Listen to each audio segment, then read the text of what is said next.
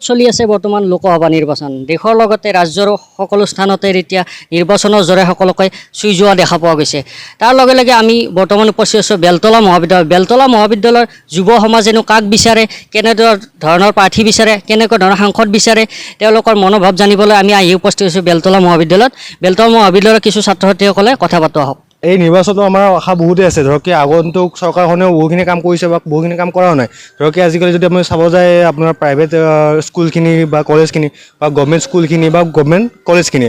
Private স্কুলখিনিত কি হয় বা কলেজখিনিত কি হয় তেওঁলোকে প্লেচমেণ্ট দিয়ে যদি চৰকাৰে যদি ব্যৱস্থা কৰে আমাৰ গভৰ্ণমেণ্ট কলেজৰ পৰা যদি প্লেচমেণ্ট দিয়াৰ ব্যৱস্থা কৰে তেতিয়া গভৰ্ণমেণ্ট কলেজত কেলৈ ষ্টুডেণ্ট আহিব তেতিয়া আৰু ধৰক কি আগতে যিবোৰ চৰকাৰ আহিছে যোৱাবাৰ চৰকাৰখনে কেনেকুৱা ধৰণৰ ঠগিলে কাৰ সময়ত কিমানখিনি ষ্টুডেণ্টৰ ওপৰত অত্যাচাৰ কৰিলে আমি সকলোৱে দেখিছোঁ আপোনালোকে দেখিবলৈ পাইছে কাৰ সময়ত যিমানখিনি অত্যাচাৰ কৰিছে তেনেকুৱা যাতে অত্যাচাৰ নকৰে স্বেচ্ছাচাৰী চৰকাৰ আমাক নালাগে চৰকাৰখন থাকিব লাগে আমাৰ ৰাইজৰ হকে থাকিব লাগে ৰাইজৰ হকে কাম কৰিব লাগে যাতে ৰাইজৰ হকে কাম কৰে বিদ্যাৰ্থীসকলে কাম কৰে যাতে মহাবিদ্যালয় এখন আছে আমাৰ এতিয়া ইমান পুৰণা মহাবিদ্যালয় এখন ইমান ধুনীয়া ইতিহাস আছে আমাৰ মহাবিদ্যালয় কেৱল ইয়াতে ধুনীয়া এটা সৰু গেটেই আছে যদি আমাৰ মেইন ৰোডৰ ওচৰত যদি এখন গেট দিয়াৰ ব্যৱস্থা কৰে তেতিয়াতো খুব ভাল এটা পৰিকল্পনাটো এটা চিনাকি হ'ব বেলতলা মহাবিদ্যালয় আৰু এতিয়া আমাৰ এটা নিগাজী আমাৰ খেলপথাৰ নাই কলেজ যুগৰ সময়ত যেতিয়া আমাৰ খেল পাতিবলগীয়া হয় খুবেই মানে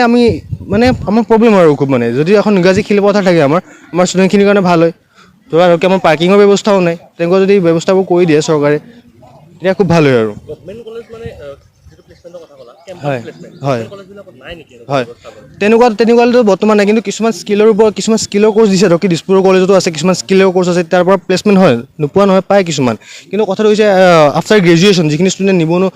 নিবনুৱা সমস্যাটো গমেই পাইছে অসমত কিমান বেছি বাঢ়ি গৈছে নিবনুৱা সমস্যাটো যেতিয়া গ্ৰেজুৱেশ্যন কমপ্লিট হৈ কিনে কেলৈ বহি থাকিবলগীয়া হয় এখন যদি চৰকাৰক আমি ভোট দিছোঁ আমাৰ বাবে কাম কৰিব লাগে ৰাইজৰ হকে কাম কৰিব লাগে বিদ্যাৰ্থীৰ হকে কাম কৰিব লাগে ঠিক তেনেদৰে তেওঁলোকে যদি বিদ্যাৰ্থীৰ হকে চিন্তা কৰি প্লেচমেণ্টৰ ব্যৱস্থাটো কৰি দিয়ে গভৰ্ণমেণ্টৰ কলেজৰ পৰা গভৰ্ণমেণ্টৰ মহাবিদ্যালয়তো চৰকাৰী মহাবিদ্যালয়তো খুব ষ্টুডেণ্ট বাঢ়িব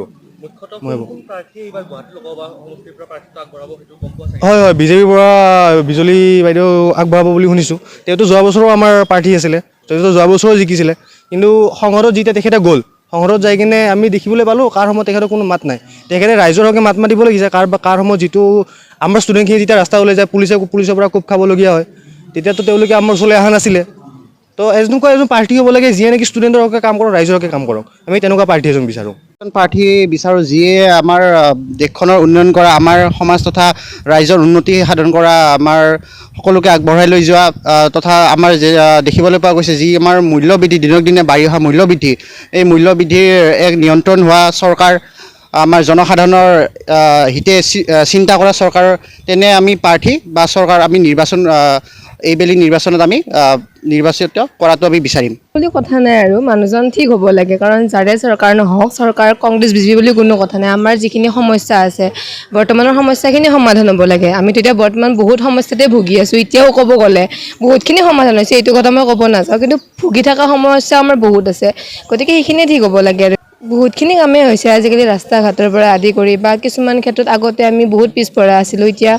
ধৰক বহুতখিনি আগবাঢ়িছে আমি এক্সাম্পল হিচাপে অৰুণোদয় আঁচনি বহুত মহিলাই আজিকালি প্ৰত্যেকৰে ঘৰে ঘৰে অৰুণোদয় আঁচনি আছে কিন্তু তাৰ ফলস্বৰূপে কি হৈছে মূল্য বৃদ্ধি হৈছে যাৰ কাৰণে অৰুণোদয় আঁচনিটো ঠিকেই দিয়ে কিন্তু সেইটো হিচাপততো আমি আকৌ খৰচো কৰিব লাগে ন আগতে ধৰক তেলৰ দামে কিমান কম আছিলে এতিয়া কিমানখিনি বেছি হৈছে গতিকে সেইখিনি ৰোধ হোৱাটোৱে মই আমাৰ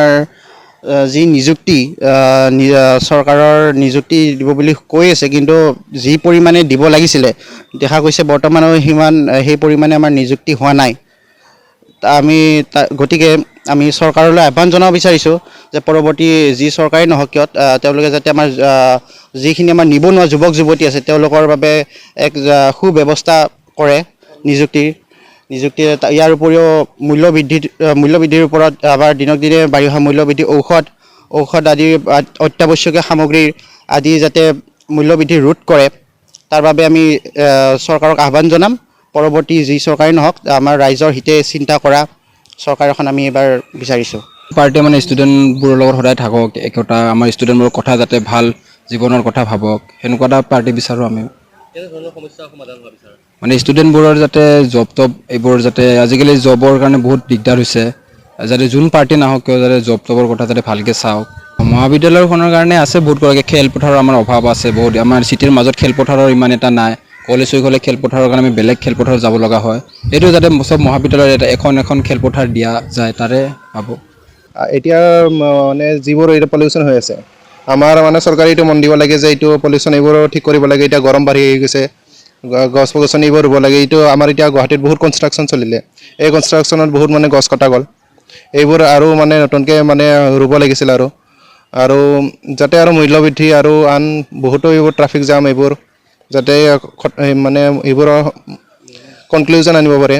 কেনেকৈ এইবোৰ ঠিক কৰিব এইবোৰো মানে আনিব লাগে। যোনে ভাল কাম কৰিব পাৰে আৰু তেওঁকে বিচাৰোঁ। এতিয়া বিজেপিয়ে তথাপিও অলপমান মানে কি আছিলে কনষ্ট্ৰাকশ্যন এইবোৰ কৰি আছে। আগৰ সেইবোৰৰ ক্ষেত্ৰত এইবোৰ দেখা যোৱা নাছিল। যাতে এতিয়া আৰু সেইবোৰ আৰু নতুনকৈ ভালকৈ হৈ যাতে সেইবোৰে বিচাৰোঁ আৰু